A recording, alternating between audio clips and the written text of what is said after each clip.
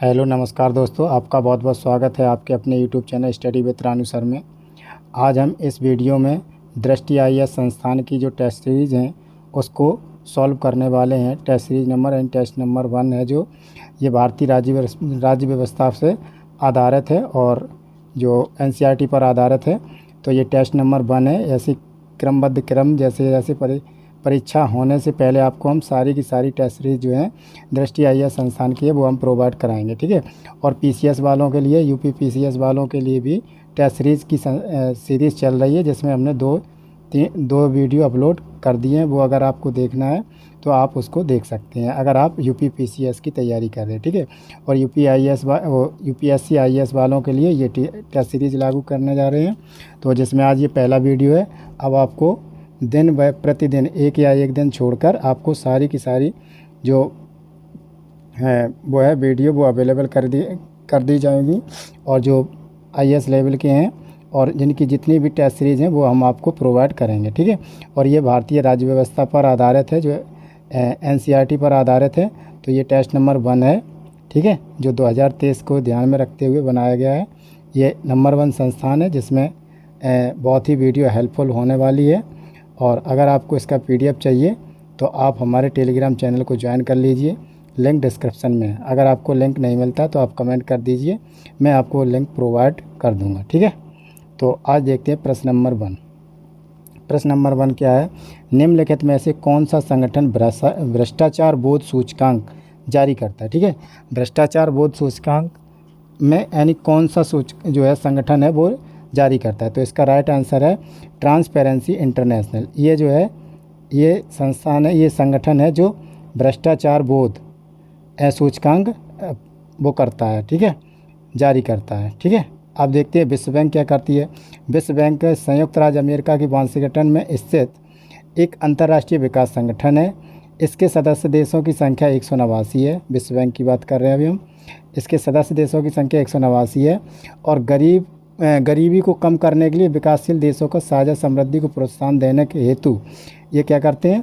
सतत समाधान के लिए अंतर्गत जो संस्थान कार्यरत हैं। और इनके संस्थान जो हैं अंतर्राष्ट्रीय पुनर्निर्माण और विकास बैंक, ठीक है। और इसके बाद अंतर्राष्ट्रीय विकास संघ, अंतर्राष्ट्रीय वित्त निगम और बहुपक्षीय निवेश गारंटी एजेंसी और निवेश निवादकों को निपटारा के लिए एक अंतर्राष्ट्रीय केंद्र है। ये हो गई विश्व बैंक की बात। अब देखते हैं ये क्या, ट्रांसपेरेंसी इंटरनेशनल ये क्या करती है? ये अब वो लगभग 1993 में बर्लिन में, ठीक है, 1993 में बर्लिन में जो जर्मनी में है वहाँ इसकी स्थापना की गई थी। और एक अंतर्राष्ट्रीय गैर सरकारी संगठन है जो क्या करता है? भ्रष्टाचार बोध सूचकांक को प्रदर्शित यानी जारी करता है, ठीक है। अब देखते हैं आगे। विश्व जो आर्थिक मंच है, विश्व आर्थिक मंच है, इसके बारे में जान लेते हैं। जो सार्वजनिक और निजी सहयोग के लिए अंतर्राष्ट्रीय संगठन है। और इसकी जो है स्थापना वर्ष 1971 में एक गैर लाभकारी संगठन के रूप में इसको स्थापित किया गया था, जिसका मुख्यालय जिनेवा में है। और स्विट्ज़रलैंड जो है जिनेवा में पड़ता है वहाँ पर। और इसका क्या काम है? वैश्विक प्रतिस्पर्धा रिपोर्ट को जारी करना, वैश्विक पर्यावरण निष्पादन सूचकांक को जारी करना, मानव पूंजी को सूचकांक को जारी करना और वैश्विक लैंगिक अंतराल को सूचकांक को जारी करना। यह है विश्व आर्थिक मंच का काम, ठीक है। अब देखते हैं एशियाई बैंक का काम। एशियाई बैंक जो है चौथे नंबर पे एशियाई विकास बैंक का काम है। एशियाई विकास बैंक जो है 19 दिसंबर को 1966 को स्थापित किए गए एक क्षेत्रीय विकास बैंक है, जिसका मुख्यालय कहाँ पर है? मनीला में स्थित है। और फिलीपींस में इसका एक मिशन एशिया प्रशांत क्षेत्र के आर्थिक विकास सहयोग को बढ़ावा देने के लिए, जिसमें एक संस्थान है जो महत्वपूर्ण प्रकाशन में शामिल है। और इसका क्या काम है? एशियाई विकास आउटलुक को ये प्रदर्शित करता है, ठीक है। तो ये है प्रश्न नंबर। आप देखते हैं प्रश्न नंबर 2। प्रश्न नंबर 2 है निम्नलिखित कथनों पर विचार कीजिए, ठीक है। निम्नलिखित कथन है। अब इस कथन कौन कौन से? संयुक्त राष्ट्र यूएन वर्ष 1950 में स्थापित एक अंतर्राष्ट्रीय संगठन है, ठीक है। ये क्या है? ये अंतर्राष्ट्रीय संगठन है। कहाँ पर? यूएन में 1950 में स्थापित एक संगठन है। लेकिन इसमें क्या है? ये गलत है, 1950 में नहीं है। ये क्या है? 1945 में एक संगठन है जो स्थापित किया गया, ठीक है। तो ये एक ऑप्शन आपका पहला वाला ऑप्शन गलत है। ठीक है, अब जब पहला गलत होने के कारण क्या, 1 और 1 2, दो ऑप्शन बाहर हो गए, अब बचे सिर्फ 2। अब हमें दूसरा चेक करना है। ठीक है, संयुक्त राष्ट्र जो है अंतर्राष्ट्रीय कानून सुरक्षा, आर्थिक विकास और सामाजिक समानता के क्षेत्र में समन्वय हेतु एक वैश्विक संघ है। ठीक है, तो ये क्या है, ये सही है। ठीक है, इसके जो मिशन में और कार्य में स्थापना के चार्टर में जो है इसके उद्देश्य और सिद्धांत, ठीक है, जो निर्देशित करते हैं, इसे विभिन्न विशेष एजेंसियों द्वारा एक कार्यान्वित संस्था है जो संयुक्त राष्ट्र में कानून और सुरक्षा, आर्थिक विकास के लिए सामाजिक समानता के क्षेत्र में समन्वय हेतु एक वैश्विक संघ है। ठीक है, तो इसका कौन सा है, इसका राइट आंसर है बी, केवल 2। अब देखते हैं, भारतीय संविधान में मौलिक अधिकारों के संदर्भ में निम्नलिखित पर कथनों पर विचार कीजिए। ठीक है, मौलिक अधिकारों के, अब कानून के समक्ष समता केवल भारतीय नागरिकों के लिए उपलब्ध है। ठीक है, ये क्या है, ये कथन है, इसमें मौलिक अधिकारों के रूप में कथन है।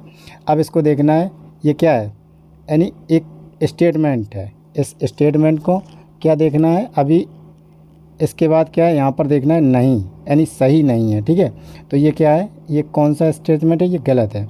जो कानून के समक्ष समता का अधिकार केवल भारतीयों के लिए नहीं है, ये सबके लिए भी है। ठीक है, अब 44वें संशोधन अधिनियम 1975 द्वारा जो है संपत्ति के अधिकार को मौलिक अधिकार में सूची में हटा दिया गया। जी सही है, जो है 1975 का जो था 44वां संशोधन जो मोरारजी देसाई द्वारा किया गया था। उस टाइम मोरारजी देसाई जी जो प्रधानमंत्री थे, उनके द्वारा ये संपत्ति का अधिकार को हटा दिया और उसको आर्टिकल नंबर 300 में ए जोड़ करके उसको एक विधिक अधिकार बना दिया। ठीक है, और पहले कहाँ था, पहले आर्टिकल 31 में था जो एक संपत्ति का अधिकार था।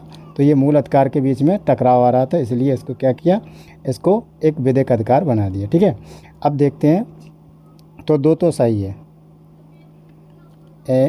1975 नहीं, सॉरी ये गलत है, 1975 में तो 42वां संशोधन हुआ था। ठीक है, 42वां संशोधन था वो 1975 जब इमरजेंसी लगी हुई थी तब किया, और इसमें क्या 1978, तो ये क्या, ये गलत है। ठीक है, तो ये भी गलत है, ये भी गलत है, तो ऑप्शन नंबर, और इसमें पूछता है ऑप्शन नंबर 1 2 गलत है, तो ये सही नहीं। अब इसमें देखिए अनुच्छेद 20 और 21 के द्वारा गारंटी अधिकारों को छोड़कर जो राष्ट्रीय आपातकाल के समय मौलिक अधिकारों का निलंबन किया जाता है, ये सही है। ठीक है, क्योंकि आर्टिकल 20 और 21, ठीक है, जो क्या है, इसके बाद आपातकालीन में 19 जो है निलंबित हो जाता है आर्टिकल, लेकिन 20 और 21 निलंबित नहीं होता है। ठीक है, तो इसके लिए इसको देखना है कि गलत निकालना है, जो सही नहीं है, तो इसका राइट आंसर है बी।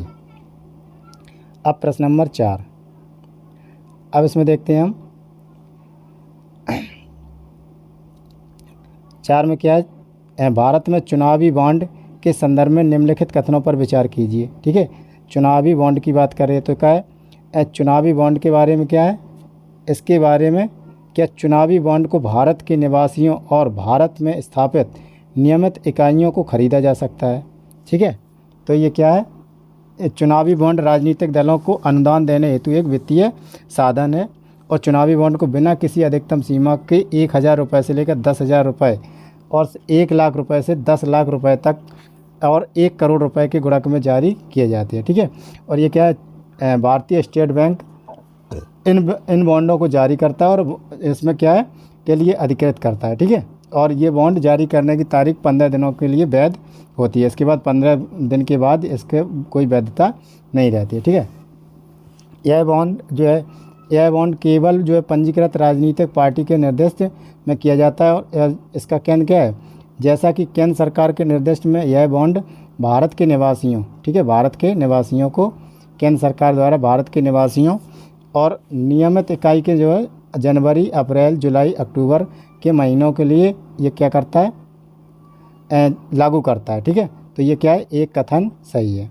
अब इसके बाद देखते हैं, कोई भी राजनीतिक दल जिसने पिछले राज्य व्यवस्था चुनाव में पड़े कुल मतों में कम से कम 1% मत हासिल किया हुआ है, जो चुनावी बॉन्ड के माध्यम से धन प्राप्त करने के लिए पात्र है। ठीक है, तो इसमें क्या है, इसमें 2 कथन, नंबर जो दूसरा है वो सही नहीं है। ठीक है, क्योंकि कोई भी कोई भी राजनीतिक दल जिसने पिछले लोकसभा और विधानसभा चुनाव में पड़े कुल मतों में कम से कम 1% मत जो हासिल किए हैं, तो वो चुनावी बॉन्ड के माध्यम से धन प्राप्त करने के हेतु पात्र है। तो इसमें क्या है, पात्र है, तो इसलिए क्या है, ये गलत है। ये मतलब ये क्या कह रहा है, पात्र है, इसलिए ये गलत है क्योंकि ये पात्र नहीं है। अब देखते हैं इसमें क्या 2 ही ऑप्शन है। हाँ, तो उनमें से कौन सा या कौन से कथन सही है। तो इसमें कौन सा कथन सही है, केवल एक, ठीक है, दूसरा गलत है। अब इसके बाद देखते हैं निम्नलिखित में से कौन राजनीतिक कार्यपालिका अंग है। ठीक है, निम्नलिखित में से कौन सा राजनीतिक कार्यपालिका का अंग है। अब इसमें देखते हैं जिला कलेक्टर, ठीक है, क्या है, ये राजनीतिक कार्यपालिका का अंग है, नहीं है, क्योंकि ये ब्यूरोक्रेसी में, नौकरशाही में आ जाती, ठीक है। और गृह मंत्रालय के सचिव, ये भी नहीं, सचिव और जो कलेक्टर सचिव ये एक ही पीढ़ी है।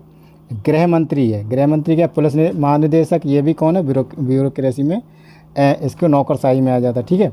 इसके बाद क्या है, प्रशासनिक काम में आ जाते, प्रशासनिक काम वाले राजनीतिक कार्यपालिका के लिए वो नहीं होते। तो इसमें क्या है, गृह मंत्री इसका सही उत्तर है।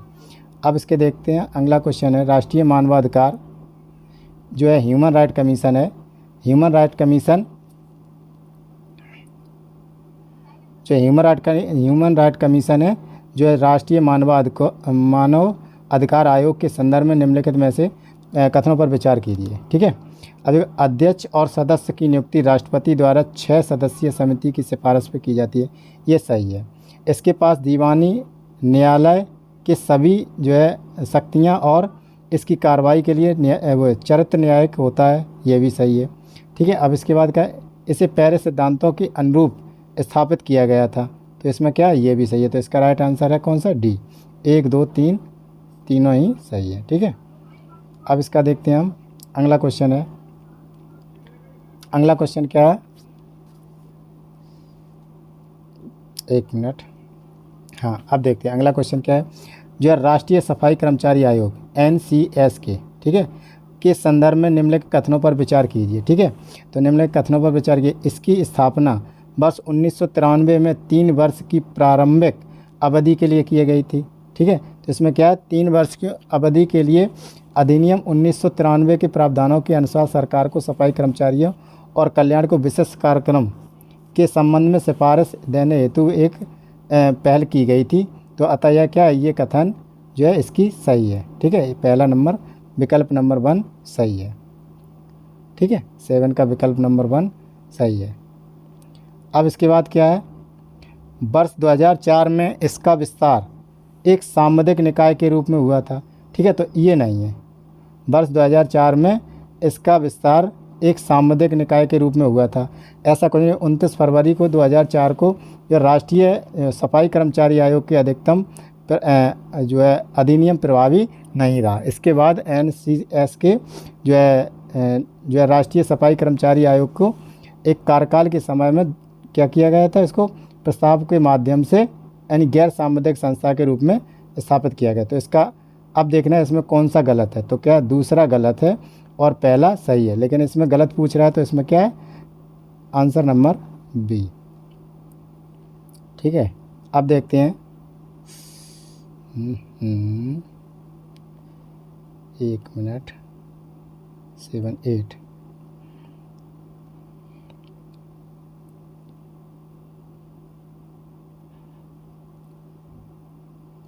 हाँ, लोकतंत्र बचाओ का नारा दिया गया था। ठीक है, लोकतंत्र बचाओ का नारा दिया गया था, तो लोकतंत्र बचाओ का नारा किसने दिया था, एक स्वतंत्र पार्टी द्वारा, नहीं, ऐसा कुछ नहीं है। ठीक है, तो ये क्या है, वामपंथियों द्वारा नहीं है, तेलुगु देशम पार्टी द्वारा नहीं, तो इसका क्या सही आंसर क्या है, जनता पार्टी द्वारा दिया गया था कि लोकतंत्र बचाओ। ठीक है, और वर्ष 1977 में हुए लोकसभा चुनाव में के दौरान जनता पार्टी ने, जो जनता पार्टी है उसने लोकतंत्र बचाओ का नारा दिया था। और इस समय जनता पार्टी ने आपातकालीन के दौरान, जब 1975 में आपातकाल लगी थी जो इंदिरा गांधी द्वारा लगाई गई थी, तो उसमें क्या है, जो जायदातियाँ हुई थी उल्टे सीधे, मतलब उनके साथ लोगों को हानि हुई थी, उस टाइम इन्होंने ये नारा दिया था कि जनता पार्टी द्वारा दिया गया था कि लोकतंत्र बचाओ। ठीक है, अब अगला देखते हैं प्रश्न नंबर 9। अगर आपको साफ दिखाई नहीं देता तो आप क्या करिए, अपने थोड़े मोबाइल का ब्राइटनेस बढ़ा लीजिए, जिसमें वो क्वालिटी बढ़ा लीजिए, 360 या 720 पे लगा दिए तो आपको साफ साफ दिखने लगा। ठीक है, अब इसमें क्या, 73वां संविधान संशोधन अधिनियम के संदर्भ में निम्नलिखित कथनों पर विचार कीजिए। जो 73वां संविधान संशोधन है उसके बारे में विचार करना क्या है, ग्राम सभा की भूमिका और कार्य राज्य विधानमंडल द्वारा निर्धारित किए गए थे। ठीक है, क्योंकि 73वें और संविधान संशोधन द्वारा ही पंचायती राज का वो आया था। ठीक है, अब इसमें कि प्रत्येक पंचायत निकाय का कार्यकाल 5 वर्ष का होगा, ये भी ठीक है। अब सभी पंचायतें संस्थान में 1/6 पिछड़े वर्ग के, नहीं ये कुछ नहीं है, ऐसी कोई बात नहीं थी, पिछड़े वर्ग की कोई रिजर्वेशन की बात नहीं की गई थी। ठीक है, तो ये ऑप्शन, तीसरा ऑप्शन गलत है, तो तीसरा ऑप्शन गलत है, तो केवल 1 और 2 ही सही है। ठीक है, अब इसके बाद देखते हैं हम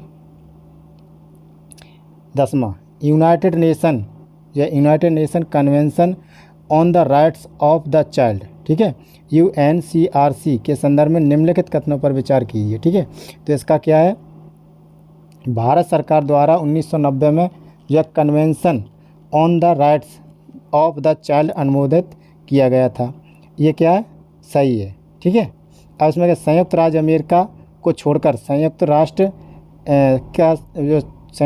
के सभी सदस्य देशों ने जो है इस कन्वेंशन की अभिपुष्टि की है। ठीक है, तो अभिपुष्टि की है, तो इसका भी क्या है, ये सही है। 1 मिनट रुक जा, हाँ ये जो है ये शायद में ये पहला वाला गलत है।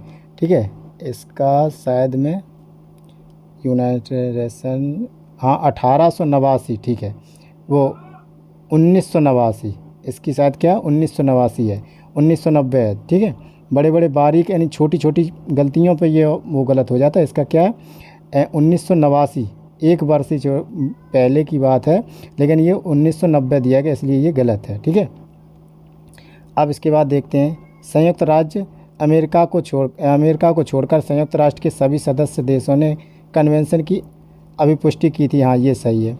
वर्ष 1989 में संयुक्त राष्ट्र महासभा के कन्वेंशन को राइट NCRC अपनाया गया था। ठीक है, तो इसका यही यहाँ पर जो पलटी है ये गलत हो गया, ये सही है। ठीक है, तो इसका क्या है, आंसर नंबर 2 और 3 सही है, 11। अब इसमें देखना है भारतीय संविधान की निम्नलिखित विशेषताओं में से कितनी ब्रिटिश संविधान से प्रेरित हैं। जो ब्रिटिश संविधान से कितनी विशेषताएं प्रेरित हैं उसमें देखना है। ठीक है, तो इसमें जो है मौलिक अधिकार, जो मूल अधिकार है, न्यायपालिका की स्वतंत्रता, न्यायिक समीक्षा और राष्ट्रपति पर महाभियोग और सर्वोच्च न्यायालय और उच्च न्यायालय के न्यायाधीशों को हटाने की प्रक्रिया तथा उपराष्ट्रपति का पद जैसे प्रावधान संयुक्त राज्य अमेरिका से संविधान में लिए गए हैं। ठीक है, तो इसमें क्या है, ब्रिटिश संविधान से पूछ रहे हैं, तो ब्रिटिश संविधान से है, तो क्या है, ये सब चीज़ें किससे ली गई हैं, अमेरिका, संयुक्त राज्य अमेरिका। अब सरकार का जो संसदीय स्वरूप है और सबसे ज़्यादा 1935 का अधिनियम है। ठीक है, संसदीय स्वरूप और जो है 1935 का अधिनियम, उसमें ज़्यादा संसदीय स्वरूप, एकल नागरिकता, जो है कानून का शासन और स्पीकर का पद, जो है जो लोकसभा का अध्यक्ष होता है उसका पद, उसकी भूमिका कानून बनाने का ब्रिटेन के संविधान से लिए गए हैं। ठीक है, तो इसमें क्या है,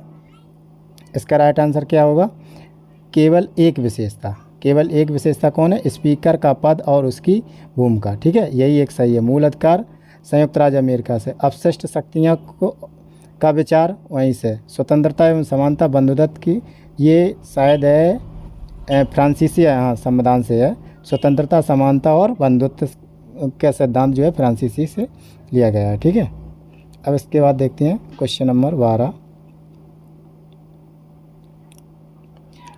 अब देखते हैं भारत में निर्वाचन आयोग यानी इलेक्शन कमीशन ऑफ इंडिया के संदर्भ में निम्नलिखित कथनों पर विचार कीजिए। अब चुनाव आयुक्तों का निर्धारण जो है कार्यकाल 5 वर्ष का होता है। ठीक है, चुनाव आयुक्तों का जो निर्धारित कार्यकाल है वो क्या होता है, 5 वर्ष के लिए होता है। ऐसा कुछ नहीं है, क्योंकि उसकी जो वो होती है, चुनाव आयुक्तों का कार्यकाल 6 साल या 65 वर्ष, 6 साल या 65 वर्ष के लिए होता है, या फिर 6 साल या फिर 65 वर्ष। तो इसमें क्या है, ये ऑप्शन 1 नंबर गलत है। ठीक है, 1 नंबर गलत है। अब इसके 1 नंबर के गलत होने से कितने ऑप्शन बाहर हो गए, 1 और 2। ठीक है, अब देखते हैं 3 और 4। अब लड़ाई सिर्फ 3 में है। ठीक है, 3 देख लिया जाए तो क्या है, बात बन जाएगी। ठीक है, अब देखें अगला क्या है, चुनाव आयोग मतों, जो चुनाव आयोग मतों की पुनर्गणना का आदेश तब दे सकता है जब उसे लगे कि मतगणना पूरी प्रक्रिया तरह से निष्पक्ष और न्यायसंगत नहीं है। ये बिल्कुल सही है। ठीक है, भारतीय संविधान में न्यायाधीशों और मुख्य चुनाव आयुक्त को हटाने के महाभियोग शब्द का उपयोग नहीं किया है। ठीक है, क्योंकि महाभियोग शब्द सिर्फ राष्ट्रपति के लिए ही किया गया है, जो आर्टिकल 61 में है। ठीक है, तो इसका राइट आंसर कितना होगा, सी। केवल 2 और 3। अब प्रश्न नंबर 13। प्रश्न नंबर 13 में क्या है, निम्नलिखित कथनों पर विचार कीजिए। बैड बैंक एक वित्तीय इकाई है। ठीक है, बैड बैंक क्या है, एक वित्तीय इकाई है जिसे बैंकों से गैर निष्पादन यानी एनपीए, गैर निष्पादित संपत्ति या बैड लोन खरीदने के लिए स्थापित किया गया है। ठीक है, तो ये ऑप्शन सही है। अब एनपीए उन ऋणों या अग्रिम को वर्गीकरण के संदर्भित करता है जो डिफ़ॉल्ट हो जाते हैं या जिनके मूलधन या ब्याज का अनुसूचित भुगतान बकाया होता है। ठीक है, ये दोनों ही सही हैं, तो इसका राइट आंसर हो जाएगा 1 और 2 दोनों। अब देखते हैं क्वेश्चन नंबर 14। 14 में क्या है, जो निम्नलिखित में विचार कीजिए। जो amnesty international, humanity in action और फ्रीडम हाउस और ह्यूमन राइट फाउंडेशन। ठीक है, इसमें बताना है कि उपयुक्त में से कितने जो है अंतर्राष्ट्रीय मानव अधिकार संगठन हैं। ठीक है, तो इसमें क्या है, कितने अंतर्राष्ट्रीय मानव संगठन हैं। तो इसका क्या, अब देखते हैं इसमें जो इसमें एमनेस्टी इंटरनेशनल, अब ये क्या है, ये वर्ष 1961 में शायद है कि स्थापित जो एमनेस्टी इंटरनेशनल लंदन स्थित में एक गैर सरकारी संगठन है। ठीक है, तो ये भी काम करता है किस पे, इंटरनेशनल मानी अंतर्राष्ट्रीय मानव अधिकार के संगठन है। ठीक है, अब इसके बाद कोई ह्यूमैनिटी इन एक्शन, तो इसमें क्या है, एक अंतर्राष्ट्रीय गैर लाभकारी शैक्षिक संगठन है, तो ये भी मतलब वो मानव अधिकार से जुड़े हुए हैं। अब फ्रीडम हाउस, यह एक स्वतंत्र निगरानी संगठन है जो लोकतांत्रिक परिवर्तन का समर्थन और स्वतंत्रता की निगरानी करने के साथ साथ मानव अधिकार को और लोकतंत्र का समर्पण करता है, तो ये भी सही है। तो ह्यूमन राइट फाउंडेशन, ये भी सही है। तो लगभग इसमें क्या है, इसके सभी हैं, चारों, मतलब चारों के चारों ही अंतर्राष्ट्रीय ह्यूमन राइट अधिकार हैं, यानी मानव अधिकार हैं। अब इसके बाद देखते हैं प्रश्न नंबर 15। तो प्रश्न नंबर 15 क्या है, इसमें क्या है, वर्ष 1773 में रेगुलेटेड एक्ट की घोषणा द्वारा बॉम्बे में सर्वोच्च न्यायालय की स्थापना की गई थी। ये गलत है, क्योंकि कलकत्ता में सर्वोच्च न्यायालय की स्थापना की गई थी। ठीक है, अब सर्वोच्च न्यायालय द्वारा घोषित कानून भारतीय क्षेत्र के सभी न्यायालयों के लिए बाध्यकारी थे। हाँ, ये सही है, जितने भी न्यायालय थे, जो कलकत्ता में सुप्रीम कोर्ट बना था उसके तहत जितने भी निर्णय थे वो सबके लिए मान्य थे। ठीक है, अब सर्वोच्च न्यायालय के न्यायाधीशों का कार्यकाल 6 वर्ष का होता था, नहीं ऐसा नहीं था तब। ठीक है, तो ये 3 गलत है, केवल यानी ऑप्शन 2 सही है। ठीक है, यानी ऑप्शन डी सही है और केवल कथन 2 सही है। अब इसके बाद देखते हैं प्रश्न नंबर 16। इसमें क्या है, निम्नलिखित कथनों पर विचार कीजिए। दलदली जगहों की सतह पर पाए जाने के कारण मार्स गैस भी कहा जाता है। इसे किसे कहते हैं, मीथेन को कहा जाता है। ठीक है, तो ये तो रिलेटेड है। अब इसके अपूर्ण दहन से कार्बन ब्लैक उत्सर्जित होता है, जिसका प्रयोग ऑटोमोबाइल टायरों के लिए प्रयोग किया जाता है और जो किए जाने वाले रबर में एक प्रबल जो है एजेंट के रूप में व्यापक स्तर का प्रक्रिया करता है।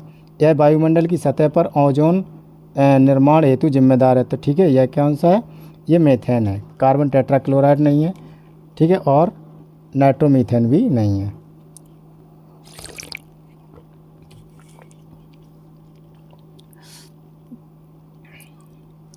अब अगला क्वेश्चन देखते हैं, प्रश्न नंबर 17। निम्नलिखित में से किसे डॉक्टर बी आर अम्बेडकर द्वारा यानी संविधान का हृदय और आत्मा के रूप में संदर्भित किया गया? ठीक है, तो कैसे किया गया था?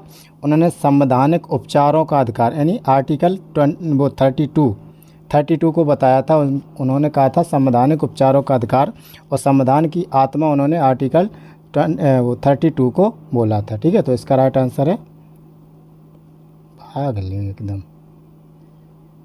कितना 17 पर थे, 15, हाँ 17।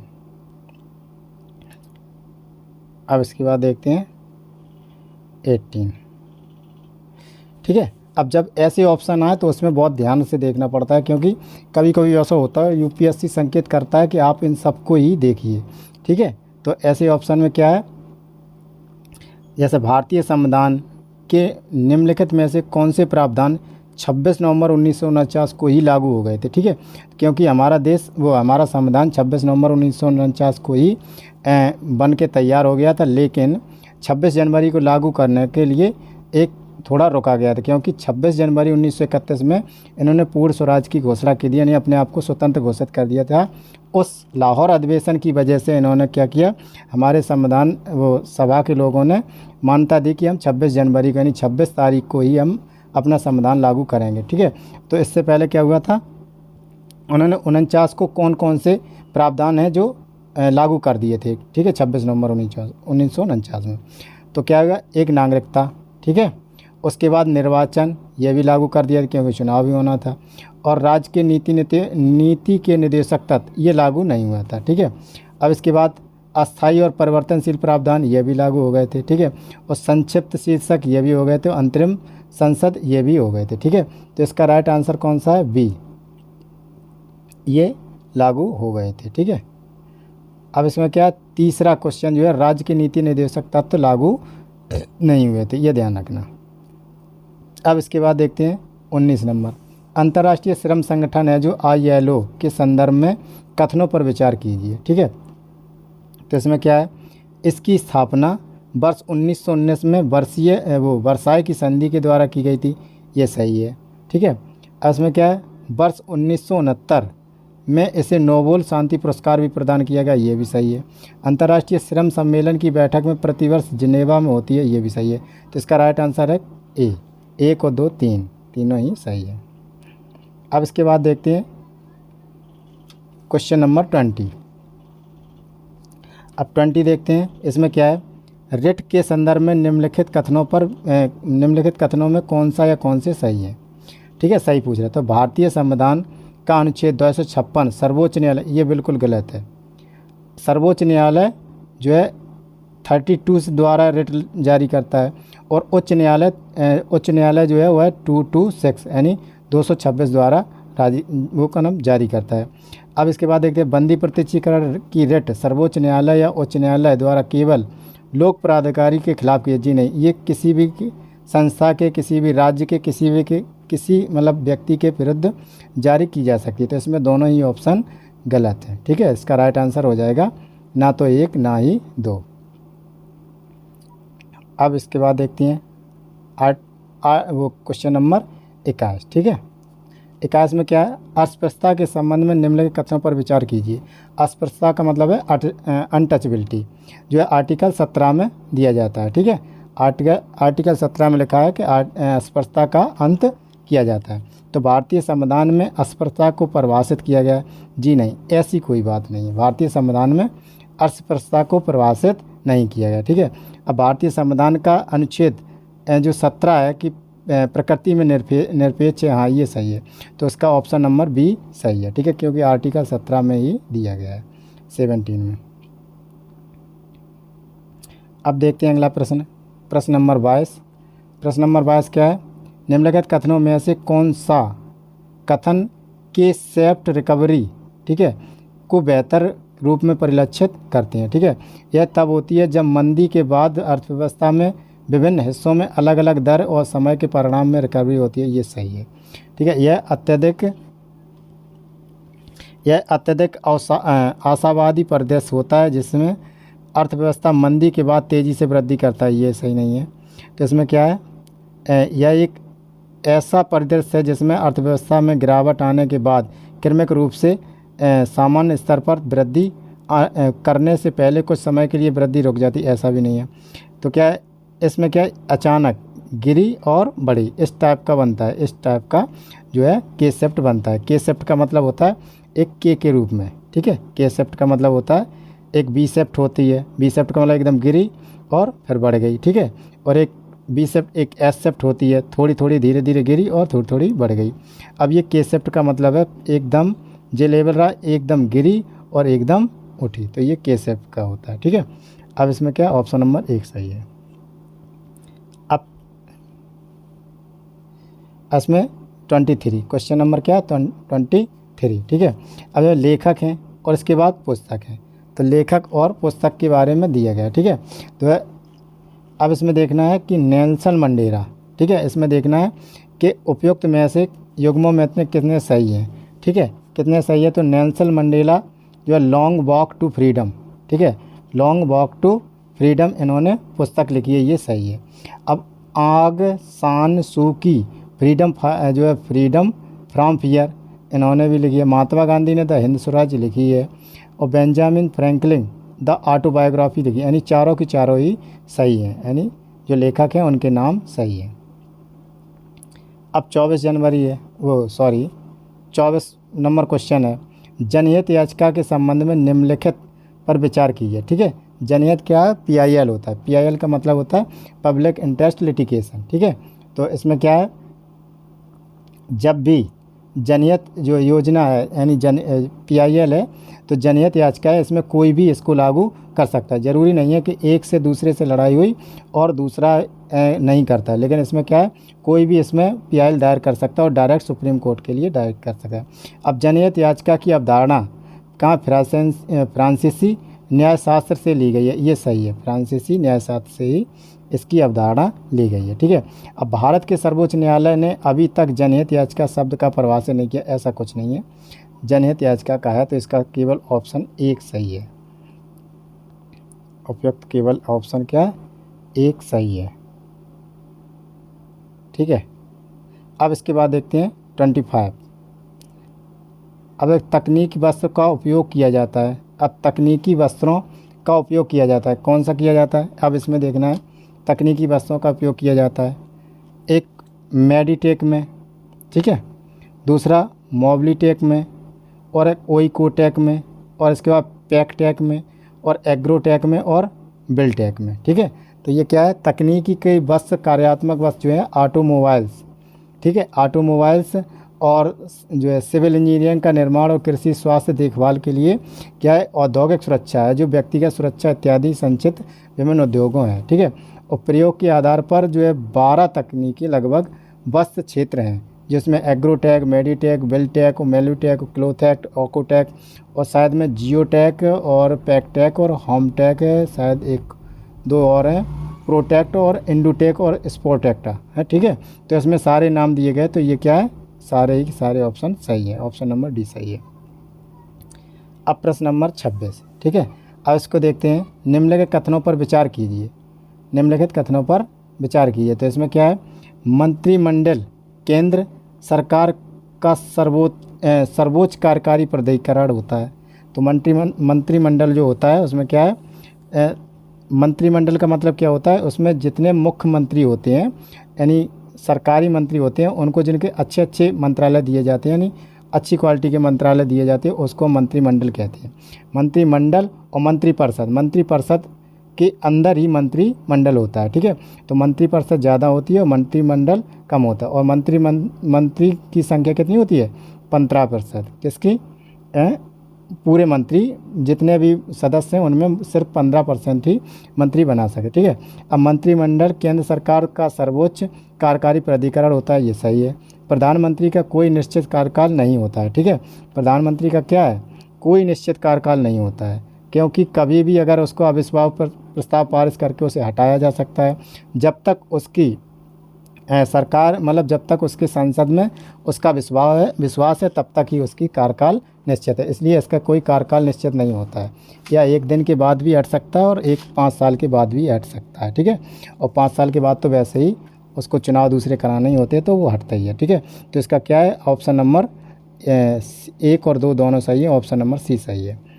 अब देखते हैं अगला 27 नंबर क्या है। अब इसको देखते हैं, संघीय प्रणाली देश की एकता और क्षेत्रीय विविधता को बनाए रखने में मदद करती है। ठीक है, तो ये क्या है, ये तो बिल्कुल सही है।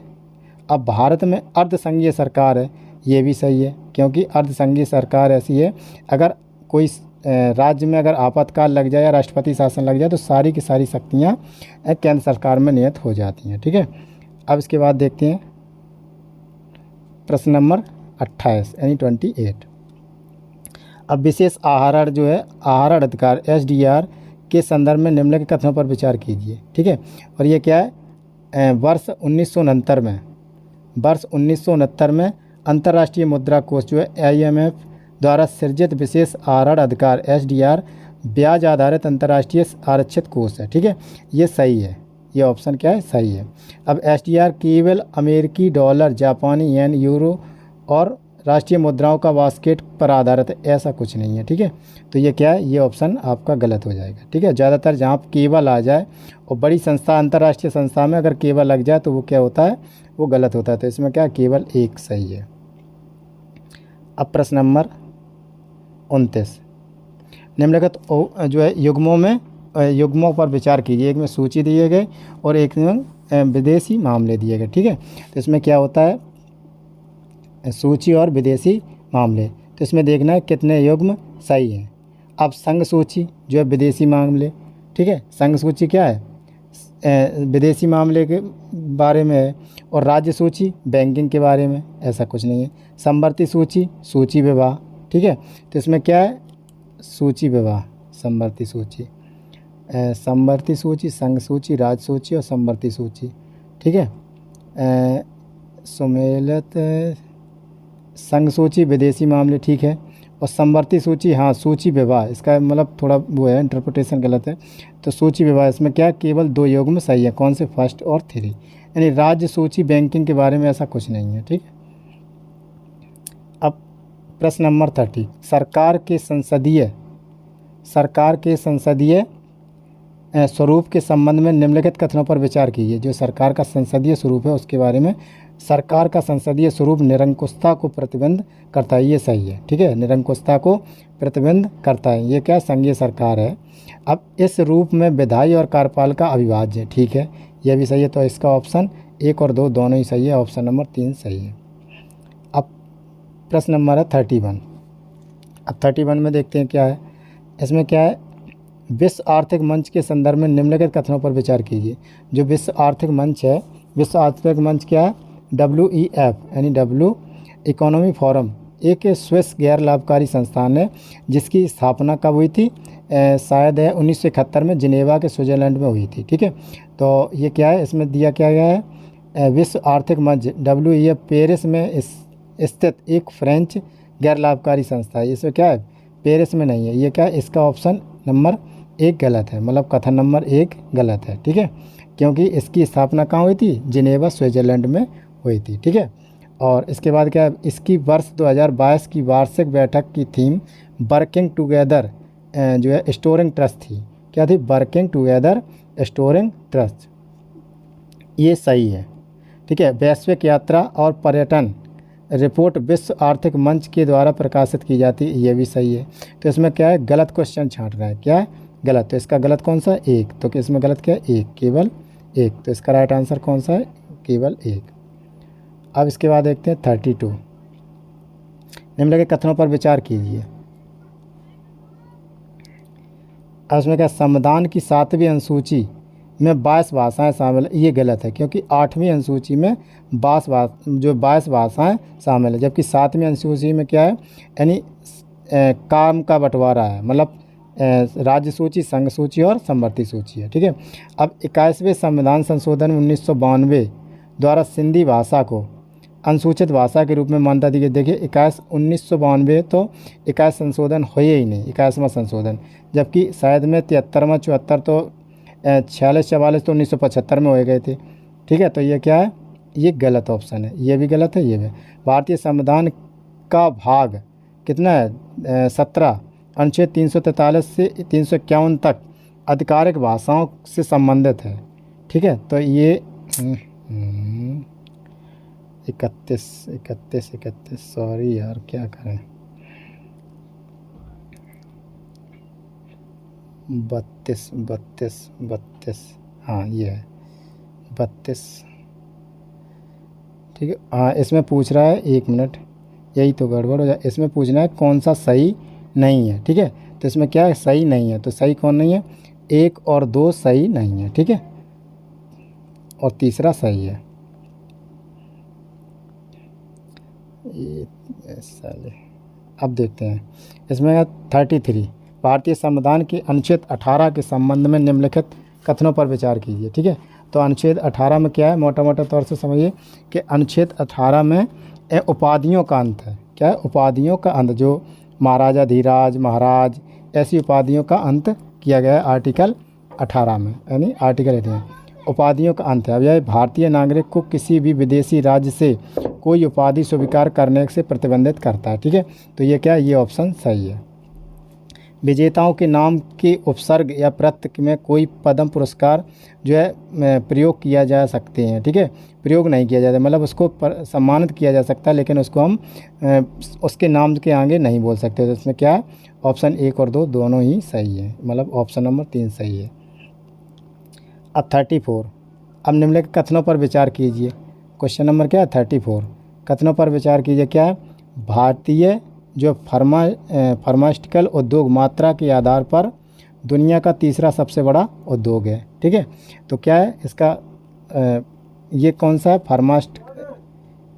फार्मास्यूटिकल जो है उद्योग मात्रा के आधार पर दुनिया का तीसरा सबसे बड़ा उद्योग नहीं है। ठीक है, तो ये क्या है, 14वां सबसे बड़ा उद्योग है। ये कौन सा है, 14वां सबसे बड़ा उद्योग है, लेकिन तीसरा नहीं है। ठीक है, तो इसके बाद क्या है, सक्रिय जो फार्मास्यूटिकल्स सामग्री API किसी ड्रग या दवा के निर्माण के लिए प्रमुख तत्व है। ठीक है, तो इसका क्या है, अब इसमें देखना है कौन से कथन सही हैं। तो इसमें कौन सा, केवल 2 कथन सही है। अब इसके बाद देखते हैं 35 नंबर क्या है, सरदार सरोवर बांध का निर्माण किया गया है। सरदार सरोवर जो बांध है वो कौन सी नदी पर निर्माण किया गया, वो नर्मदा नदी पर निर्माण किया गया है। ठीक है, और इसके बाद अब देखते हैं प्रश्न नंबर 36, जो अनुच्छेद 21A के संबंध में निम्नलिखित कथनों पर विचार कीजिए।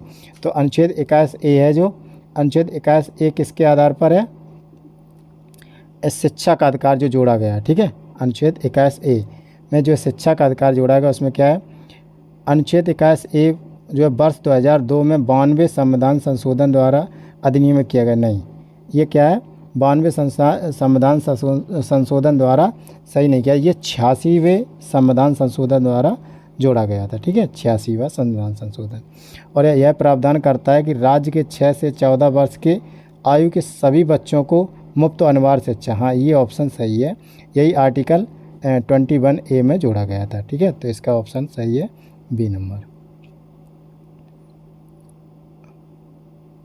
अब इसके बाद देखते हैं प्रश्न नंबर 37 में क्या है,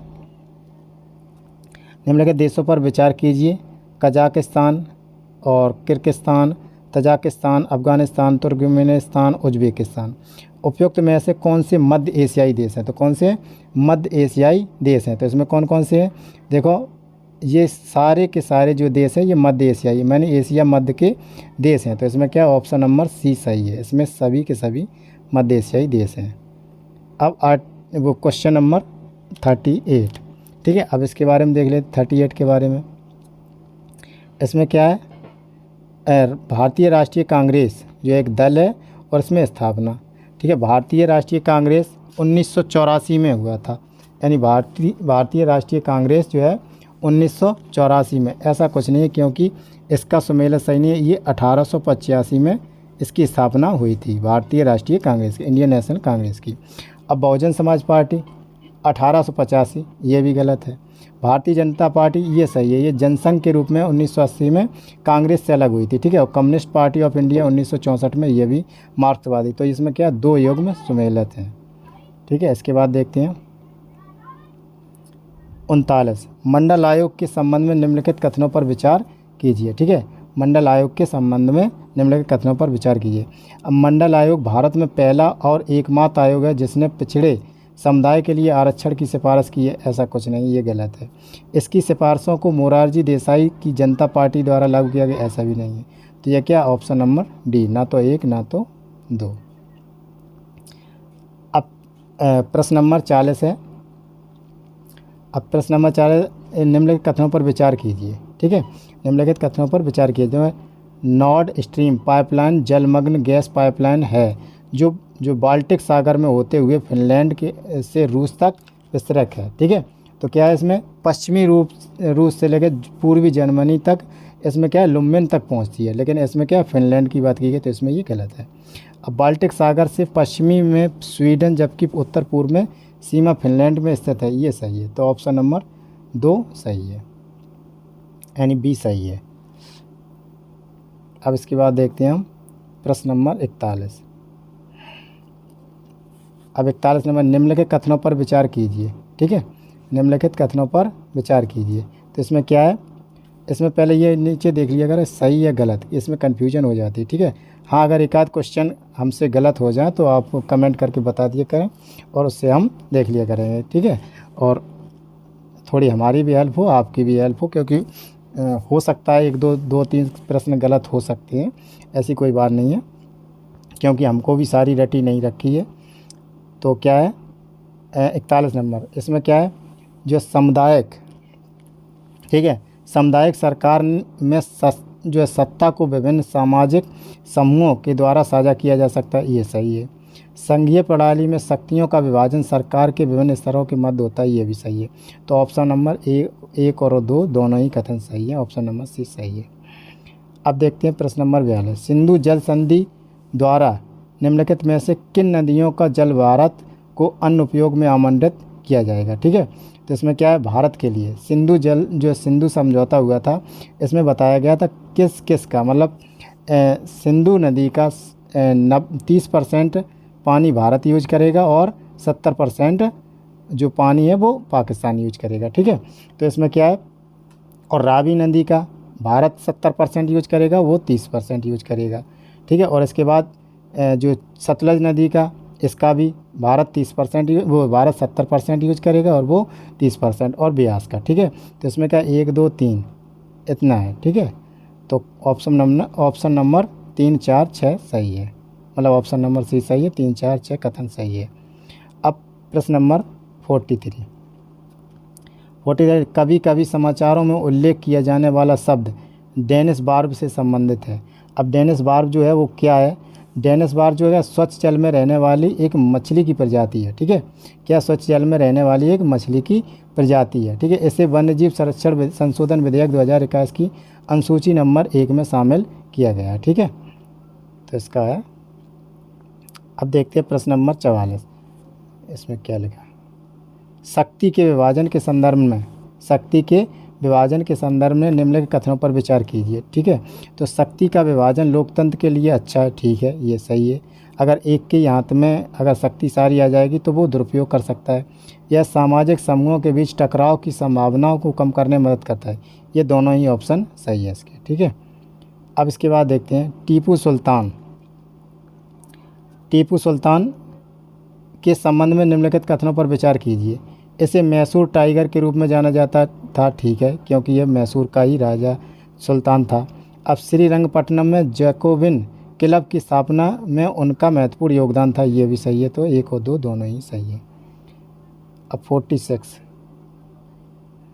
प्रश्न नंबर 46, ठीक है।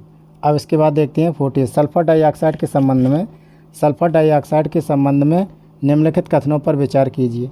ठीक है, तो इसमें क्या है, वायुमंडल में सल्फर डाइऑक्साइड का सबसे बड़ा स्रोत ज्वालामुखी है, ऐसा नहीं है। ठीक है, अम्लीय वर्षा सल्फर डाइऑक्साइड के कारण होती है, ये सही है। ठीक है, अब सल्फर डाइऑक्साइड अकेले जो है वायुमंडल में सल्फर डाइऑक्साइड का बड़ा स्रोत ज्वालामुखी थोड़ी नहीं है। जो हम घर में लकड़ी जलाते हैं, चिता जलाते हैं, और इसमें क्या है कुछ कोयला दहन करते हैं, तो इसमें भी सल्फर डाइऑक्साइड की बड़ी मात्रा में निष्कासित होता है। अब देखते हैं 47 नंबर क्वेश्चन। ठीक है, इसमें क्या है, निम्नलिखित कथनों पर विचार कीजिए। समय उपयोग सर्वेक्षण यानी TUS द्वारा निम्नलिखित गतिविधियों पर जनसंख्या द्वारा बिताए जा रहे समय के मापन की रूपरेखा प्रदान करती है। सही है। ठीक है, अब समय उपयोग सर्वेक्षण TUS का प्राथमिक उद्देश्य वैतनिक और अवैतनिक गतिविधियों को पुरुष और महिलाओं में भागीदारी को मापना है। यह भी सही है। तो इसका क्या ऑप्शन नंबर यानी सी सही है, यानी 1 और 2 दोनों ही कथन सही है। अब इसके बाद देखते हैं 48 नंबर क्वेश्चन नंबर 48। ठीक है, तो इसमें क्या है, संगम साहित्य के संबंध में निम्नलिखित कथनों पर विचार कीजिए। जो है तौलकप्पियम की रचना इंगालो आदिकाल ने की थी। नहीं, इसका क्या है, संगम जो है पांड्या राजाओं ने इसकी जो रचना करवाई थी। ठीक है, तो इसमें क्या है, इसे मदुरै के पांड्य राजाओं से संरक्षण प्राप्त। हाँ, ये सही है। तो ऑप्शन नंबर क्या है, क्योंकि वहाँ पर इसकी ही मदुरै की राजधानी थी, मदुरै ही एक राजधानी थी। अब इसका नाम क्या, अगला क्वेश्चन है 49। इसमें क्या है, लॉर्ड डलहौजी के व्यापकत्व के सिद्धांत को लागू करके निम्नलिखित में से किन राज्यों पर अधिकार कर लिया था। ठीक है, तो इसमें राज्य दिए गए हैं, तो उसका अधिकार कौन कौन से थे, तो सतारा में था और जयपुर में था और झांसी में था। ठीक है, मद्रास में नहीं हुआ था। ठीक है, मद्रास में डलहौजी के टाइम पर नहीं हुआ था। इसमें क्या है, इसके बाद हुआ था। ठीक है, इसका ऑप्शन कौन सा है, ए सही है 49। अब देखते हैं 50 नंबर क्वेश्चन। अब निम्नलिखित युग्मों पर विचार कीजिए।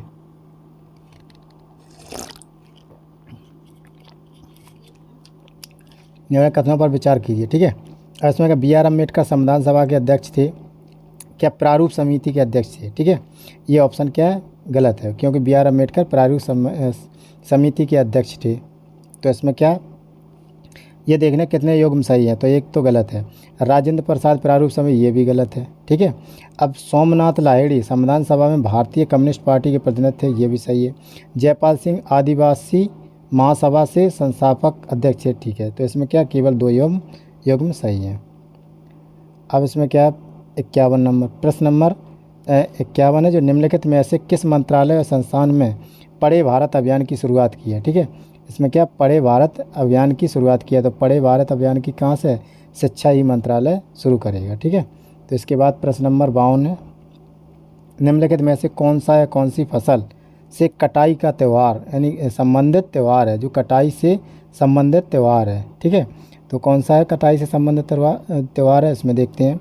तो जब फसल की जो कटाई होती है उस टाइम के देखते हैं, तो इसमें क्या है, एक है मकर संक्रांति। ठीक है, पोंगल और बिहू। ठीक है, पोंगल और बिहू कब आती है, जब फसल पकती है। यह उत्सव जो असम में फसलों के जो है कटाई के समय मनाया जाता है। और पोंगल कब मनाया जाता है, जो है पोंगल शब्द का है उफान या बिलव, या जो थाई पोंगल के रूप में भी जाना जाता है इसे। और यह 4 दिवसीय उत्सव जो है तमिल कैलेंडर के अनुसार थाई माह में मनाया जाता है। ठीक है, और जब धान आदि की फसल की कटाई होती है। ठीक है, और मकर संक्रांति में तो अच्छी तरह आती है कि मकर संक्रांति में क्या होता है, यह दिन की गर्मियों में शुरुआत में सूर्य की गति को होने वाला प्रतीक है। ठीक है, तो इसके का है, इसका जो है राइट आंसर 1 2 3 तीनों ही है। अब प्रश्न नंबर 53 क्या है, इसमें क्या है, निम्नलिखित में से किसने पर्यावरण क्षरण से निपटने के लिए केन्या में हरित पट्टी आंदोलन शुरू किया था। तो ये कैसे, बंगारी माथाई ने शुरू किया था। अब इसके बाद देखो सी ड्रैगन अभ्यास 2022। ठीक है, सी ड्रैगन अभ्यास 2022 कथनों पर विचार कीजिए। इसमें इसका आयोजन संयुक्त राज्य अमेरिका के गुआन में किया गया था, ये सही है। यह एक द्विवार्षिक अभ्यास है, ये नहीं है, यह द्विवार्षिक अभ्यास नहीं है। ठीक है, तो इसमें क्या है, ऑप्शन नंबर केवल 1 सही है।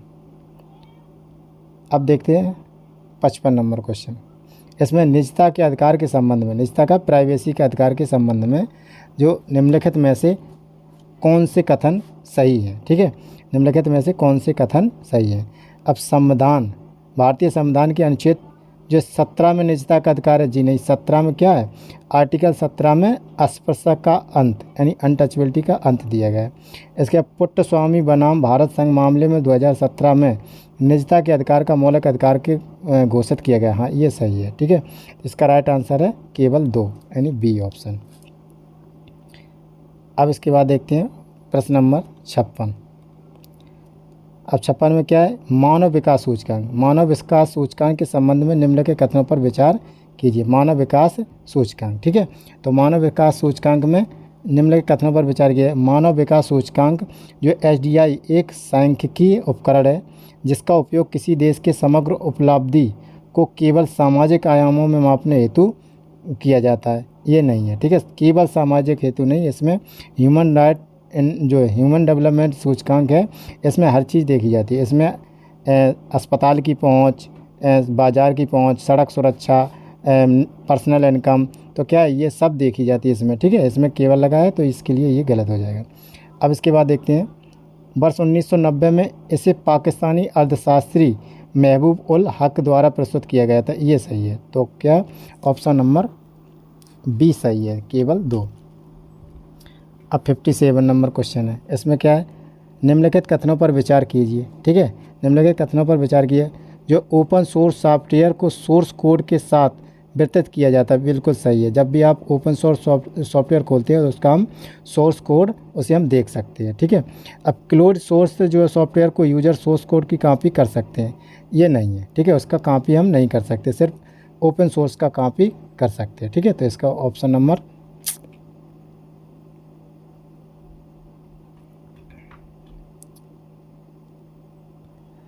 एक मिनट यार, जरा सी उंगली रख जाए तो अचानक भाग जाए। ठीक है, तो इसका क्या राइट आंसर केवल 1। अब देखते हैं 57 के बाद 58। ये PDF है, इसमें आपको PDF डाउनलोड कर लेना। इसमें आंसर सहित व्याख्या सहित दी गई है, तो जिससे आपको आराम होगा।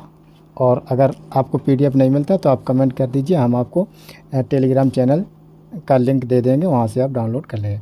अब बेरोजगारी के संबंध में निम्नलिखित में से कौन सा कथन सही नहीं है। ठीक है, तो इसमें क्या निकालना है, इसमें गलत कथन देखना है, हमें सही नहीं देखना, हमें गलत कथन देखना है।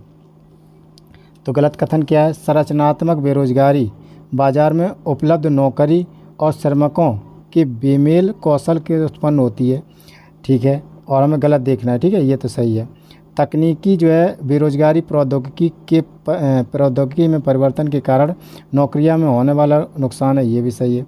जो घर्षणात्मक बेरोजगारी किसी अर्थव्यवस्था के भीतर स्वैच्छिक रोजगार जो है संक्रमण का परिणाम होता है, ये भी सही है। अब जो प्रच्छन्न बेरोजगारी वह बेरोजगारी है जो वर्ष के कुछ निश्चित मौसम के दौरान, नहीं, इसको प्रच्छन्न बेरोजगारी नहीं कहते, इसको क्या कहते हैं, ये मौसमी बेरोजगारी कहते हैं। ठीक है, तो ये क्या है, ये ऑप्शन गलत है। तो इसका राइट आंसर कौन सा है, डी। अब देखते हैं प्रश्न नंबर 59। 59 क्या है, निम्नलिखित कथनों पर विचार कीजिए। भाई कीजिए विचार। अब इसमें कौन सा सही देखना है। ठीक है, धर्मनिरपेक्षता का भारतीय दर्शन सर्वधर्म समभाव, ठीक है, पर आधारित है। ठीक है, तो भारतीय जो धर्मनिरपेक्षता है उसका मतलब ये है कि सारे के सारे जितने भी धर्म है सबका सम्मान करना, तो इसमें अर्थ में वही बात निहित है। धर्मनिरपेक्षता का पश्चिमी मॉडल धर्म के आधार पर किसी भी सार्वजनिक नीति के रूप में प्रारूप तैयार करने के लिए निषेध है, ये भी सही है। तो इसका कौन सा है, इसका ऑप्शन नंबर सी सही है, यानी 1 और 2 दोनों ही सही है। अब देखते हैं लिथियम आयन बैटरी के संबंध में। लिथियम आयन बैटरी के संबंध में जो है कथनों पर विचार कीजिए। ठीक है, तो इसमें क्या, इसका उपयोग व्यापक रूप से इलेक्ट्रॉनिक वाहनों और एयरोस्पेस उद्योग में किया जाता है, ये तो बिल्कुल सही है। चिली लिथियम का सबसे बड़ा उत्पादक, जी गलत, ऐसा नहीं है। ठीक है, तो ऑप्शन नंबर 1 इसका सही आंसर है। अब देखते हैं अगला प्रश्न। अगला प्रश्न क्या है, 61 नंबर, सी बॉक्स के संबंध में निम्नलिखित कथनों पर विचार कीजिए। यह राष्ट्रीय महिला आयोग और IIT कानपुर द्वारा संयुक्त रूप से विकसित एक ऑनलाइन शिकायत जो है प्रबंधन प्रणाली है। ठीक है, ऑनलाइन क्या है, शिकायत प्रबंधन प्रणाली है, तो ये क्या, एक गलत है। ठीक है, ये ऑप्शन क्या है, यह जो है महिला बाल विकास मंत्रालय द्वारा क्या है, महिला बाल विकास, यह राष्ट्रीय महिला आयोग द्वारा नहीं है, यह महिला बाल विकास मंत्रालय जो भारत सरकार ने कार्यस्थल यौन उत्पीड़न के संबंध में शायद शिकायतों को दर्ज करने के लिए चालू किया गया था। अब संगठित और असंगठित क्षेत्र में काम करने वाली महिलाएं सी बॉक्स में अपनी शिकायत दर्ज करा सकती हैं। ठीक है, तो ये क्या, ये ऑप्शन सही है आपका, तो केवल बी ऑप्शन सही है। अब प्रश्न नंबर 62, नागरिकता के संबंध में निम्नलिखित कथनों पर विचार कीजिए। ठीक है, नागरिकता के संबंध में क्या है, वर्ष 1955 का नागरिकता अधिनियम नागरिकता प्राप्त करने के लिए 4 तरीके निर्धारित करता है। ठीक है, तो कितने तरीके निर्धारित करता है, 4 तरीके। तो इसमें क्या है, एक रजिस्ट्रेशन द्वारा, एक माता के जन्म द्वारा, एक पिता के जन्म द्वारा, और माता का जन्म तब नहीं था, 1955 में नहीं था, या तो वहाँ के मूलवंश हो, या उसके माता हो, या उसके पिता हो, या माताहमा या नाना या नानी हो, तो उसके अनुसार, और या रजिस्ट्रेशन करवा ले, तो इसके अनुसार क्या होता है, ये ऑप्शन सही है। भारतीय संविधान नागरिक शब्द को परिभाषित नहीं किया गया, ये गलत है। ठीक है, तो ऑप्शन नंबर केवल 1 सही है। अब देखते हैं, द ग्रेट निकोबार के संबंध में निम्नलिखित कथनों पर विचार कीजिए। ठीक है, तो ग्रेट निकोबार के क्या है, एक ग्रेट निकोबार की बात हो रही। ठीक है, तो उसमें एक द्वीप बने हैं, तो उसमें क्या है, पहले कोको द्वीप जो म्यांमार का हिस्सा है, फिर इसके बाद निकोबार, फिर उसके बाद 10 डिग्री चैनल, 10 डिग्री चैनल के बाद है लिटिल निकोबार, उसके बाद है ग्रेट निकोबार। ठीक है, कहाँ पर जाएगा, पोर्ट ब्लेयर पर। तो इसमें क्या है, द ग्रेट निकोबार के बारे में जो कथन देखने हैं, तो क्या है इसमें, यह निकोबार द्वीप समूह का सबसे ऊपरी द्वीप है, ये नहीं है। ठीक है, ग्रेट निकोबार कैसा है, सबसे नीचे, सबसे ऊपरी कौन सा है, निकोबार, लिटिल निकोबार, शायद में छोटा निकोबार, फिर बड़ा निकोबार एक है, ये सबसे बड़ा है कोको द्वीप, यानी सबसे ऊपरी है कोको द्वीप। तो ये क्या है, ये ऑप्शन गलत है। अब अंडमान और निकोबार द्वीप समूह 10 डिग्री चैनल द्वारा पृथक होते हैं, ये सही है, ऑप्शन नंबर बी इसका सही आंसर है। अब प्रश्न नंबर 64, ठीक है, निम्नलिखित युग्मों पर विचार कीजिए। तो निम्नलिखित युग्म कौन कौन से हैं देखते हैं। इसमें क्या है, जो राष्ट्रीय उद्यान है और इधर स्थान है। देखो, गिर की पहाड़ियाँ, गिर में क्या है, बब्बर शेर के लिए प्रसिद्ध है, गुजरात, ये तो बिल्कुल सही है। एराविकुलम राष्ट्रीय उद्यान, ये केरल में भी सही है। ठीक है, और कुनो राष्ट्रीय उद्यान मध्य प्रदेश में, जी है, कान्हा, कुनो, पन्ना, ये सब यहीं पर हैं। ठीक है, तो ये मध्य प्रदेश है, नहीं, जब चारों के चारों ऑप्शन सही हैं। ठीक है, अब इसके बाद देखते हैं 65 नंबर, क्वेश्चन नंबर 65। अब इसमें क्या है, प्रस्तावना भारत को एक संप्रभु समाजवादी धर्मनिरपेक्ष और लोकतांत्रिक गणराज्य घोषित करती है। ये नहीं, घोषित नहीं करती, ये सलाहकारी के रूप में है कि हम एक कसम है, एक हम आत्मार्पित करते हैं, एडॉप्ट करते हैं। ठीक है, उसमें दिया गया है कि जब हम भारत के लोग और अपने भारत को संपूर्ण प्रभुत्व संपन्न लोकतांत्रिक गणराज्य समाजवादी पंथनिरपेक्ष स्थापित, यानी आत्मार्पित होकर एक्सेप्ट करते हैं। ठीक है, तो इसमें क्या है, घोषणा नहीं है, घोषित नहीं करती है। ठीक है, तो इसमें क्या है, यह सही नहीं है। अब इसके 44वें संविधान संशोधन अधिनियम द्वारा 1974 में पंथ निरपेक्ष शब्द को प्रस्तावना में शामिल किया गया, ये सही है। ठीक है, ये क्या है, 44 में नहीं, 1 मिनट, ये क्या है, ये 44वें संविधान संशोधन नहीं, ये 42वें संविधान संशोधन में वो किया गया था। ठीक है, 42वें संविधान संशोधन में। ठीक है, अब देखना है क्या 2 तो गलत है, इसमें क्वेश्चन में 2 गलत है, तो 2 को निकाल दो, लेकिन हाँ यहाँ पर गलत ही छांटना है। ठीक है, तो 1 हटा दो। ठीक है, तो इसका मतलब 1 सही है।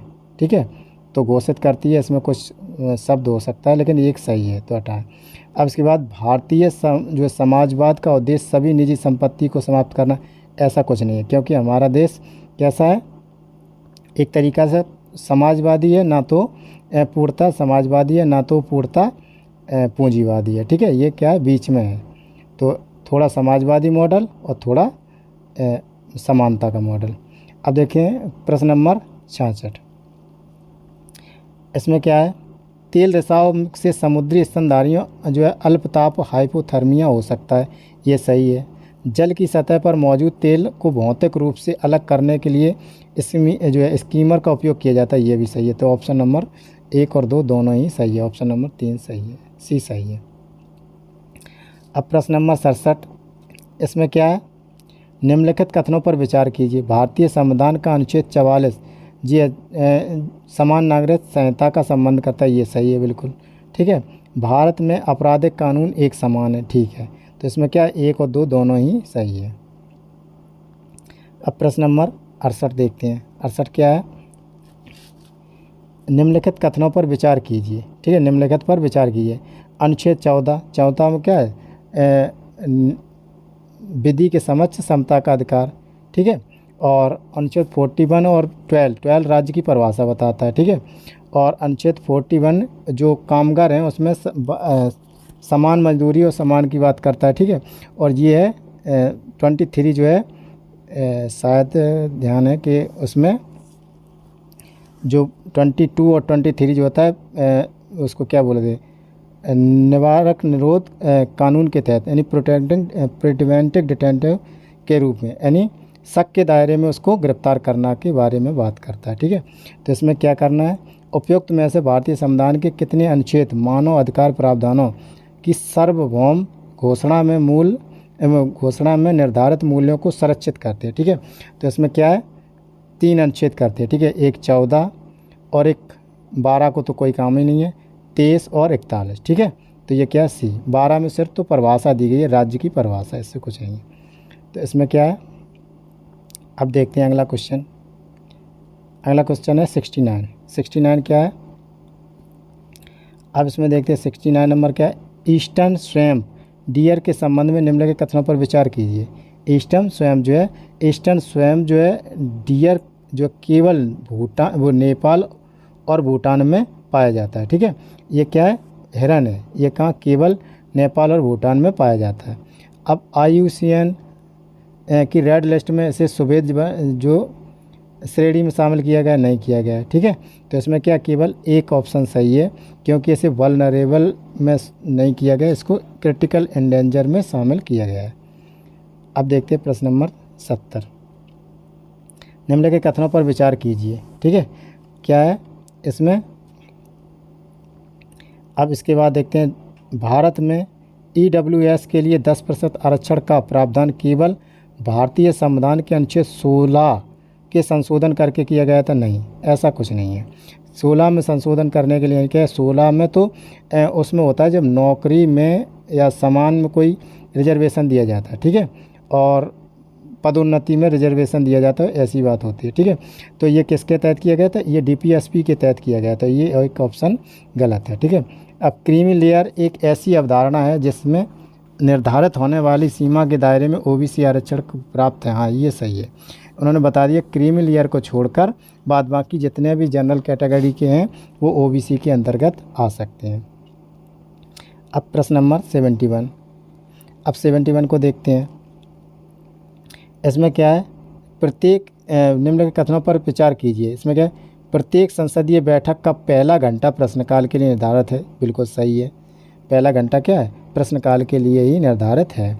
अब इसमें क्या सही देगा, संसदीय नियम पुस्तक में शून्यकाल का उल्लेख नहीं है, जी बिल्कुल नहीं है, ये भी आंसर मतलब ये कथन सही है।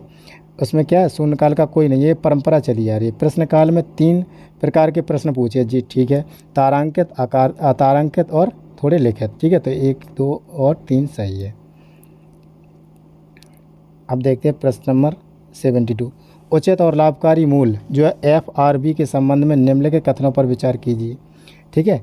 तो इसके बारे में क्या है कि उचित और लाभकारी मूल्य जो FRP सरकार द्वारा घोषित किए मूल्य, हाँ सही है। इसका निर्धारण कृषि लागत और मूल्य आयोग यानी CACP की सिफारिश पर आधारित किया जाता है, ये भी सही है। तो इसके आंसर 1 और 2 दोनों ही सही है। अब देखते हैं 73। यह क्या है, यह संपत्ति जांच करती है। ठीक है। यह संपत्ति जांच करती है और सदन को रिपोर्ट करती है। ठीक है, कि संसद द्वारा प्रत्यायोजित या संविधान जो द्वारा प्रदत्त नियम, विनियम, उपनियम, नियमावली बनाने की शक्तियों का उपयोग कार्यपालिका द्वारा उचित रूप से किया जा रहा है। उपयुक्त कथन में निम्नलिखित संसदीय समितियों में से किसका बेहतर रूप वर्णन करता है। ठीक है। तो इसमें किसका रूप करता है, इसमें होता है अधीनस्थ विधान समिति का। ठीक है। और इसमें क्या सरकारी आश्वासन समिति का नहीं है, और सदन में के पटल पर रखने का दस्तावेज यानी ये सीएजी के द्वारा रखा जाता है, जो राष्ट्रपति द्वारा रखवाया जाता है। ठीक है, लाभ के पदक प्रयुक्त संगति ऐसी कोई बात ही नहीं है। ठीक है, अब इसके बाद देखते हैं 74 नंबर क्वेश्चन। अब इसमें क्या, निम्नलिखित कथनों पर विचार कीजिए। ठीक है, निम्नलिखित कथनों पर विचार कीजिए। क्या है, राष्ट्रपति की क्षमादान की शक्ति विवेकाधीन नहीं है। ठीक है, तो ये क्या है, राष्ट्रपति की जो क्षमादान की शक्ति वो विवेकाधीन नहीं है।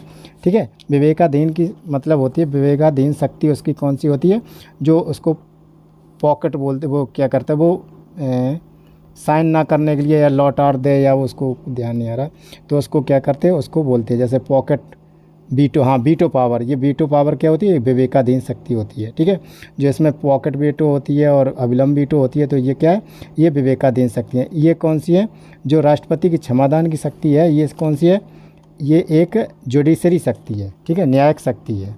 अब इसके बाद अगला वो कथन है, अगला कथन क्या है, लघुकरण का अर्थ है सजा के स्वरूप में परिवर्तन किए बिना उसकी अवधि कम करना। ठीक है, ये नहीं है, लघुकरण का मतलब है उस सज़ा को कम करना। ठीक है, उस सज़ा का स्वरूप तो बदल ही जाएगा। ठीक है, तो इसमें क्या है, केवल एक ऑप्शन सही है। अब इसके बाद देखते हैं 75 नंबर, निम्नलिखित पर विचार कीजिए। अब 75 नंबर क्वेश्चन क्या है, प्रत्याभूति यानी भारतीय प्रतिभूति और विनिमय बोर्ड यानी सेबी एक वैधानिक निकाय है और बाजार नियामक है, ये सही है। ठीक है, अब इसके बाद क्या है, प्रतिभूति अपीलीय न्यायाधिकरण एसएटी के पास सिविल कोर्ट के समान शक्तियाँ रखती है, ये भी सही है। ठीक है, अब इसके बाद क्या है, भारतीय प्रतिभूति और विनिमय बोर्ड ने निवेशकों को सचेत करने वाला एक मोबाइल ऐप सारथी लॉन्च किया, ये भी सही। तो तीनों ऑप्शन सही है, तो इसका राइट आंसर हो जाएगा ऑप्शन नंबर डी, तीनों कथन ही सही है।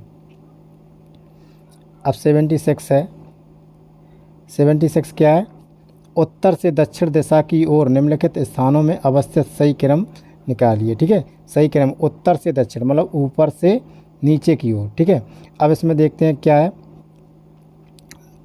पेंगोंग त्सो।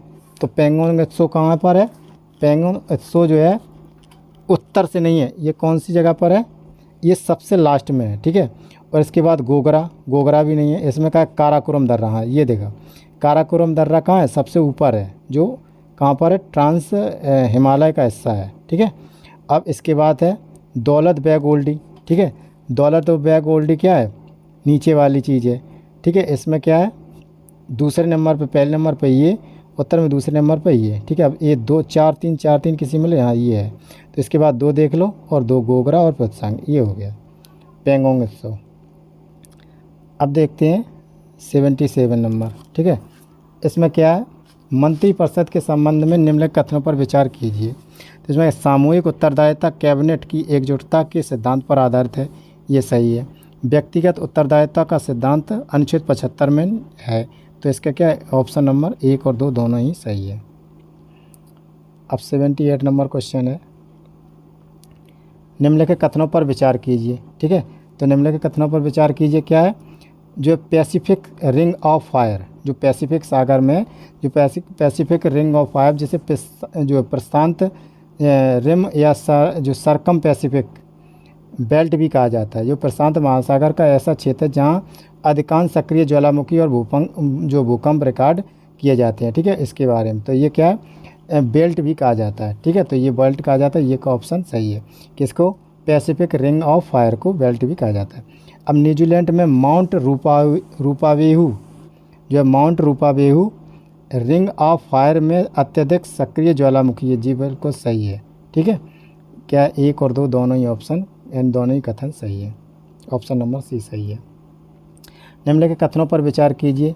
तो क्या है, 79 क्वेश्चन नंबर 79 है। तो क्या, सर्वोच्च न्यायालय और प्रत्येक उच्च न्यायालय में सभी कार्रवाई अंग्रेजी भाषा में ही होती है, तो इसमें क्या है, अंग्रेजी भाषा में ही होती है, ये बिल्कुल सही है, सर्वोच्च न्यायालय। इसमें किसी राज्य का राज्यपाल और राज्य के उच्च न्यायालय की कार्रवाई में किसी राज्य की भाषा का प्रयोग में अधिकृत कर सकता है, हाँ जी कर सकता है। भारत में शास्त्रीय भाषा का दर्जा प्रदान करने के लिए कोई मानदंड नहीं है, ये कथन क्या है, गलत है। तो इसमें क्या है, 1 और 2 दो ही कथन सही है। अब प्रश्न नंबर 80। अब निम्नलिखित कथनों पर विचार कीजिए। ठीक है, निम्नलिखित कथनों पर विचार कीजिए। क्या लोकसभा मंत्रिपरिषद पर नियंत्रित रहती है? लोकसभा मंत्रिपरिषद पर नियंत्रित रहती है? नहीं, जबकि लोकसभा और मंत्रिपरिषद दोनों एक दूसरे क्या है, सामूहिक उत्तरदायी है। ठीक है, तो ये क्या है, लोकसभा जो मंत्रिपरिषद को नियंत्रित करती है, अच्छा ठीक है, नियंत्रित रहती नहीं, नियंत्रित करती है, ये बिल्कुल सही है ऑप्शन। क्या है, लोकसभा जो है मंत्रिपरिषद को नियंत्रित करती है। किस कारण, किससे करती है? तारांकित, आकार, अतारांकित और प्रश्न पूछकर प्रश्नकाल से उसमें नियंत्रण करती है कि तुम लोग कोई गलत काम तो नहीं करते। ठीक है, तो इस चीज़ को वो नियंत्रण करती है, तो इसका एक ऑप्शन सही है। अप्रैल 1952 को भारत में पहली निर्वाचित संसद अस्तित्व में आई, बिल्कुल सही है। धन विधेयक के मामले में राज्यसभा लोकसभा की तुलना में अधिक शक्ति, ऐसा कुछ नहीं है, क्योंकि धन विधेयक की शक्ति सिर्फ लोकसभा में ही ज़्यादा होती है। ठीक है, राज्यसभा का कोई उसमें हाथ नहीं होता। हाथ तो होता है, उसमें एक सलाहकार ही होता है। अगर 14 दिन तक उन्होंने वो उस विधेयक पर चर्चा करके नहीं लौटाया तो उसे पास मान लिया जाता है धन विधेयक पर, और कोई उसमें वो नहीं होता। अरे उत्तरी अटलांटिक संधि जो है नाटो के संबंध में निम्नलिखित कथनों पर विचार कीजिए। ठीक है, तो इसमें क्या है,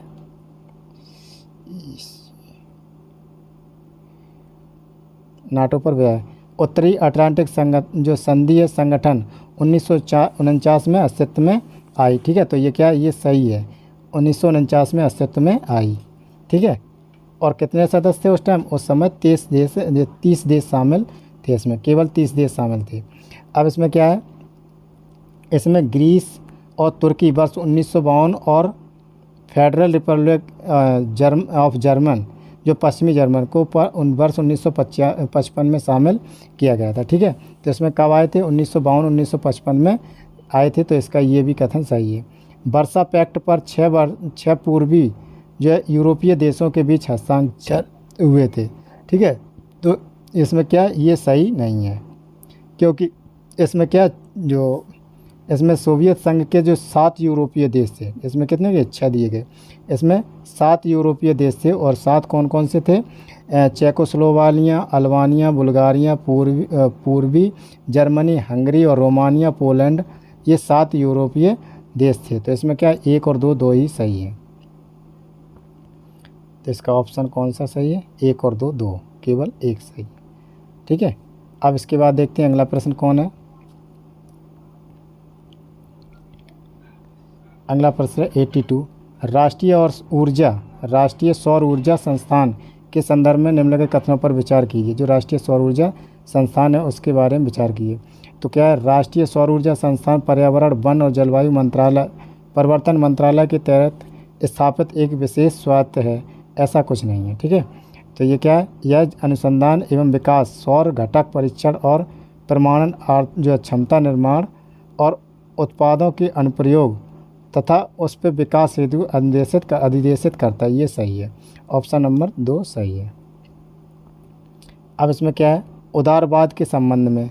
ठीक है, 83 नंबर क्वेश्चन, उदारवाद के संबंध में निम्नलिखित में से कौन सा कथन सही नहीं है? ठीक है, इसमें क्या, हमें गलत छांटना है। और उदारवाद का मतलब क्या होता है? एक विचारधारा जो जातिवाद, स्वतंत्रता, सहनशीलता और सहमति पर प्रतिबद्ध होती है। ठीक है, इसकी बदलती जो प्रकृति है, यह सभी कृत्रिम दबावों, ठीक है, इसमें क्या है, गलत छांटना है। ठीक है, अब ये क्या है, यह सभी कृत्रिम दबावों के साथ व्यक्तिगत स्वतंत्रता के नियमों का भी विरोध करती है, ये सही है। ठीक है, यह राज्य की भूमिका और कार्यों पर विस्तार करती है, ऐसा कुछ नहीं है। तो आर्थिक क्षेत्र में यह मुक्त व्यापार और उत्पादन का समर्थन करती है, सही है। यह विचार और अभिव्यक्ति की स्वतंत्रता का समर्थन करती है, ये भी सही है। तो ऑप्शन नंबर क्या, सी इसका सही आंसर, बी इसका सही आंसर नहीं है, मतलब बी गलत है, जो हमें गलत ही छांटना था, तो ये इसका सही आंसर क्या है, बी। अब देखते हैं अगला प्रश्न, 84 नंबर प्रश्न है।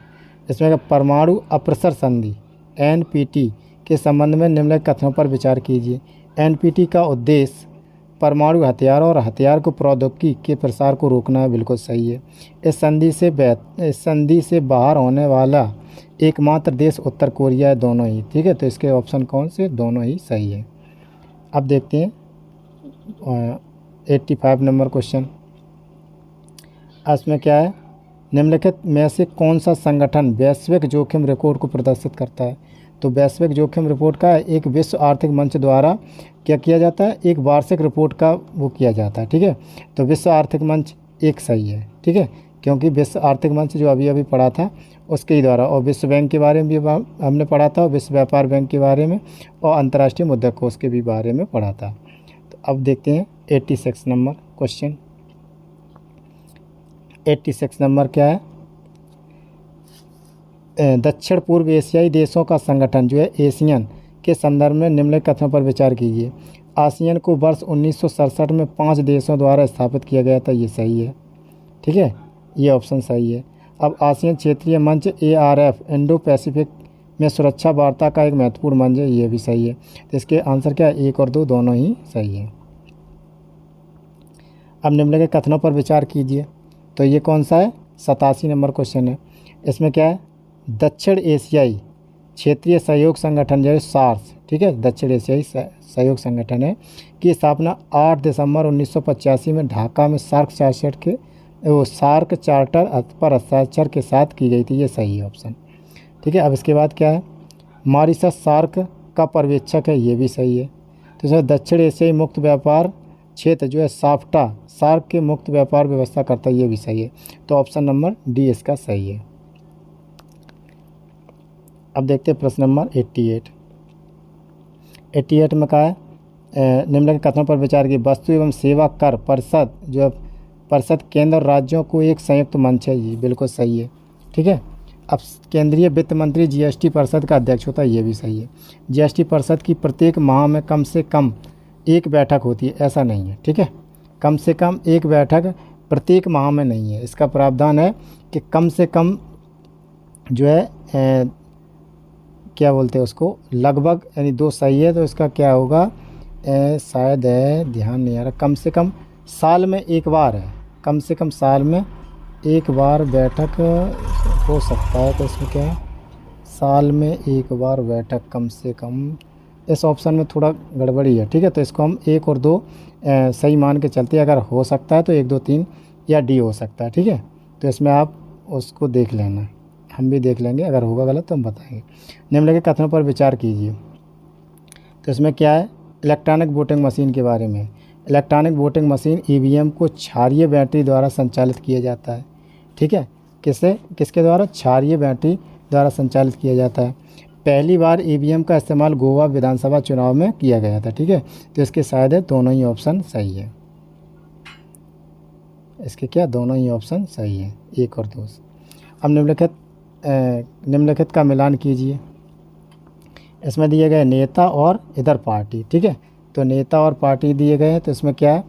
इसमें ये देखना है कौन से युग्म सही है। ठीक है, तो इसमें कौन से युग्म सही है? भारतीय राष्ट्रीय कम्युनिस्ट पार्टी, जो कम्युनिस्ट पार्टी है, कम्युनिस्ट पार्टी ऑफ इंडिया।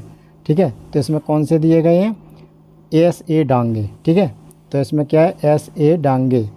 तो इसका क्या है? शायद है ये ऑप्शन गलत है। अब श्यामा प्रसाद मुखर्जी भारतीय जनता पार्टी, ये सही है।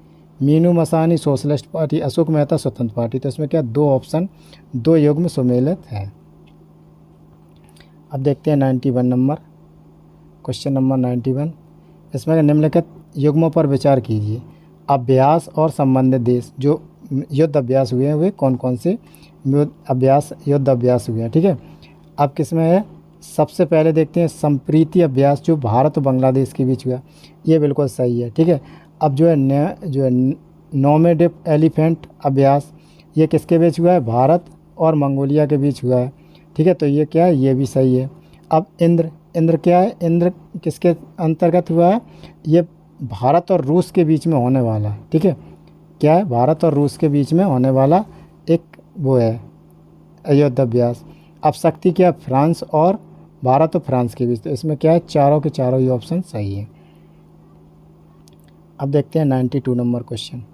भारत के जो योजना आयोग हैं, ठीक है, भारत के योजना आयोग के संबंध में निम्नलिखित जो कथनों पर विचार कीजिए। ठीक है, अब तो योजना आयोग के बारे में अब तो नीति आयोग बन गया है। ठीक है, उसके बाद तो इसमें क्या एक गलत, यानी सही नहीं है, वो गलत हमें कथन निकालना है। ठीक है, जवाहरलाल नेहरू योजना आयोग के पहले अध्यक्ष थे, ये तो बिल्कुल सही है। ठीक है, ये क्या है? बिल्कुल सही है। अब भारी उद्योग प्रथम पंचवर्षीय योजना के सर्वोच्च प्राथमिकता ये नहीं, क्योंकि पहले तो उन्होंने कृषि पर दिया था। ठीक है, तो इसमें केवल बी ऑप्शन केवल 2 सही है, क्योंकि गलत छांटना था, इसलिए आंसर सही है। अब इसके बाद देखते हैं हाल ही में चर्चा में रही जो है कोन्यांग जनजाति किस राज्य से संबंधित है। जो कोन्यांग जनजाति है वो किस राज्य से संबंधित है। तो कोन्यांग जनजाति किस राज्य से संबंधित है, इससे अरुणाचल प्रदेश से भी है, नागालैंड से भी, असम से भी है। तो ये उपरोक्त सभी से है। अब 94 नंबर क्वेश्चन, निम्नलिखित में से किस प्रकार के जल संसाधनों में केज एक्वाकल्चर तकनीक का उपयोग किया जाता है। ठीक है, केज एक्वाकल्चर किस प्रकार के उसमें जल संशोधन में किया जाता है। ठीक है, तो इसमें क्या है, झील, जलाशय, तालाब, जलभराव और जलधारा, मतलब जल के ही है तो सभी में होगा। ठीक है, ये जल के जब निर्धारित है तो जल किसी का भी हो वो सही होगा। चिपको आंदोलन के संदर्भ में निम्नलिखित कथनों पर विचार कीजिए। ठीक है, चिपको आंदोलन एक अहिंसक आंदोलन था। अहिंसक क्या था, इसमें क्या हिंसा हुई थी। ठीक है, और हिंसा मतलब अहिंसा हुई थी। ठीक है, तो ये क्या अहिंसक आंदोलन, क्योंकि वो खेजड़ी के वृक्ष पर चिपक गए थे तो उन्होंने मैं वृक्ष और मनुष्यों के साथ इसको बुरी तरीके से काट दिया था। तो इसमें क्या ये अहिंसा हुई थी इसमें। तो इसमें क्या है, यह गांधीवादी दर्शन में निहित शांतिपूर्ण प्रतिरोध पर आधारित था। ये भी सही है। तो 1 और 2 दोनों ही ऑप्शन सही है। अब देखते हैं निम्नलिखित में से किस विधि शास्त्री ने दया भाग की व्याख्या की है। तो किस विधि शास्त्री ने दया भाग की वो की है, तो ये मिताक्षरा। ठीक है, मिताक्षरा ने शायद में ये इसका वो किया है। ठीक है, तो इसमें क्या है, इसको जीमूत वाहन, विज्ञानेश्वर, कालिदास, अश्वघोष। जब मिताक्षरा तो है ही नहीं, दया भाग मिताक्षरा था। तो इसमें क्या है, इन्होंने तो ये नहीं लगाया, तो इसको देखते हैं, क्वेश्चन छोड़ देते हैं। ठीक है, अगले बार फिर देखेंगे। अब इसमें क्या है 97 नंबर, देशों पर विचार कीजिए। तो देशों पर विचार क्या करना है, इसमें ये देखना है कि भारत, तुर्कमेनिस्तान, पाकिस्तान, कतर, अफगानिस्तान, उपयुक्त में से कौन सा ईरान के साथ सीमा साझा करता है।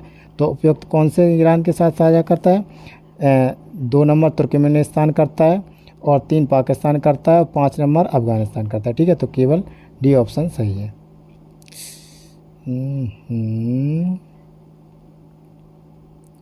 अरे यार बहुत बुरी दशा हो जाती एकदम। अब रुक जाओ तुम, अरे मिनट रहे हो, 1 मिनट भैया, शांति से चल ले थोड़ी देर और।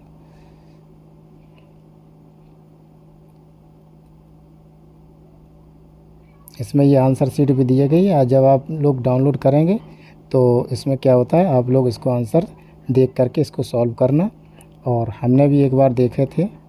तो इसके बाद कौन सा है, 98 नंबर क्वेश्चन। ठीक है, हम भी पहले एक बार देखते हैं, ध्यान से देखते हैं, उसके बाद ही।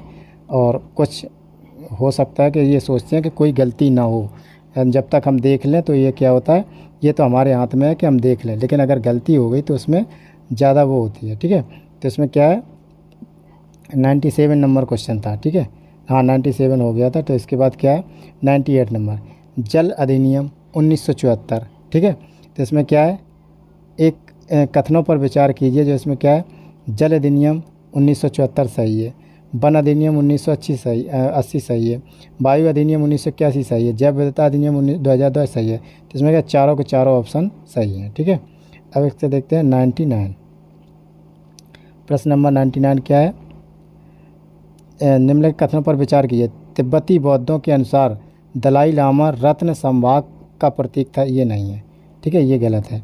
महायान बौद्ध धर्म में जो अवलोकितेश्वर अनंत करुणा और दया को बोधसत्व है। तो ये क्या, ये सही है, ऑप्शन नंबर 2 सही है। अब देखते हैं अगला क्वेश्चन, क्वेश्चन नंबर लास्ट है जो आज का। निम्नलिखित कथनों पर विचार कीजिए। तो इसमें क्या है,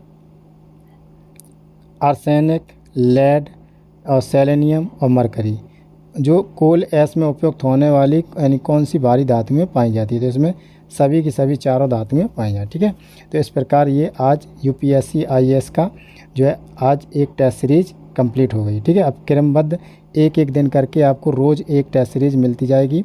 और आपको अगर एक बार नहीं 2 बार वीडियो को देखें, क्योंकि देखने से दिमाग में छपती हैं ये बातें। और ये बहुत ही इम्पोर्टेंट फैक्ट उठाए गए हैं जो दृष्टि आईएएस की संस्था है, इससे लिए गए हैं। तो दृष्टि आईएएस की संस्था एक मानी हुई संस्था है और जिससे बहुत सारे आईएएस बने हैं जो विकास दिव्य कीर्ति द्वारा लिए गए हैं।